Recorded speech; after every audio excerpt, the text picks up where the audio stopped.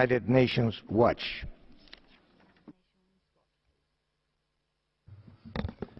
Thank you, Mr. President. UN Watch would like to congratulate the independent expert on this, her first report aimed at exposing and tackling the prejudice and discrimination faced by persons with albinism.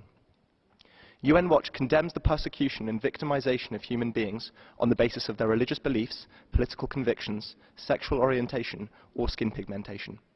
As Mrs. Zero has noted in her report, part of the problem stems from widespread ignorance and rampant misinformation surrounding the condition of albinism.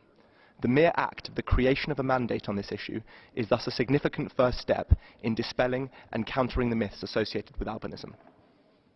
We read with horror about the atrocious crimes documented by the independent expert to which persons with albinism are subjected, and echo her concerns about the pervasive obstacles faced by persons with albinism with respect to enjoyments of their human rights. Bullying, social ostracism, and systematic societal disadvantage are all phenomena with which persons with albinism are regularly confronted. This is unjust and unacceptable.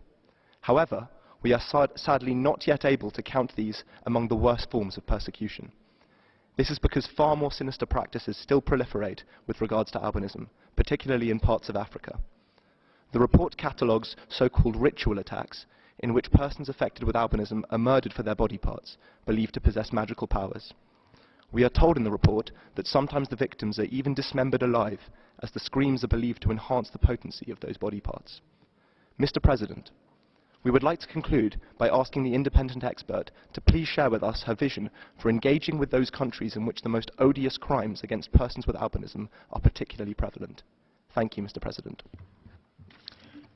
Lastly, the question by UN Watch. Thank you for your question. You wanted to know what my vision was on how to engage the countries which, in quote, have the most odious records. This is very tricky. I am emphasizing dialogue and trying to stay away from press releases on this because I understand the complexity that the governments are facing, and I wanted to try this approach and only resort to broadcasting as a last resort. So dialogue is key. Second is practical steps. I'm not going to be chasing new law. We don't need to over-legislate everything.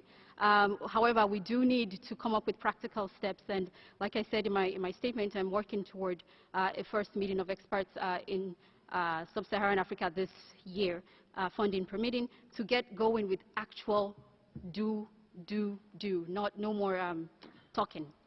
And finally, I hope to work with them in building their national plan of action, in encouraging this interministerial and intersectorial response to the issue, which hopefully will end these odious attacks, as you have said rightfully. Thank you very much for your questions. Thank you.